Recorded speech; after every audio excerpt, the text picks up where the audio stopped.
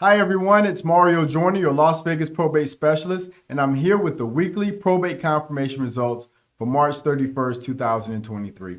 There were 9 properties for sale, 8 confirmed and approved without any kind of overbid. 1 property was indeed overbid, but retained by the original buyer, and we had 1 property that was taken off calendar prior to confirmation. Wow, what a week it's been. Again, we had 9 properties up for confirmation, and I'm excited to announce that 8 of them were approved without any overbids. That means we have some very happy buyers out here. Now, for those of you who are new to the probate process, let me explain what an overbid is.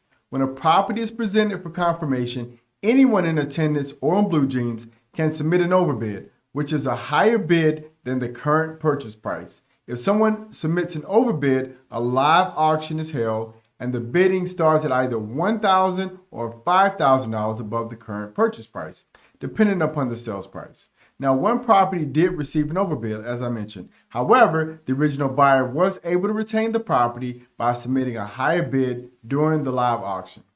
It's important to note that just because a property receives an overbid, it doesn't mean the original buyer will lose the property. In fact, the majority of the time, the original buyer does end up retaining the property.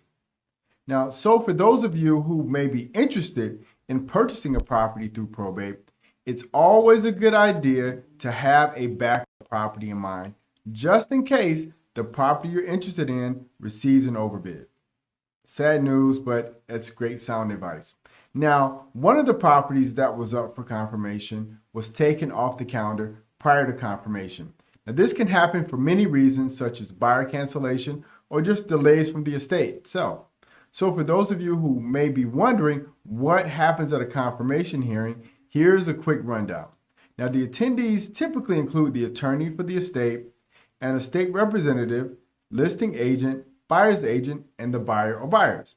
Once the case is called, the commissioner will reference the case number, page number, property address, and assessor parcel number for approval. This week, the commissioner approved just over $2 million in sales that will move forward with closing. It's always great to see these properties find new owners and become a part of the Las Vegas community. And that's it for this week's probate confirmation results. Stay tuned for next week's results, and if you have any questions about the probate process or buying a property through probate, feel free to leave them in the comments below. Thanks for watching, and I'll see you next week.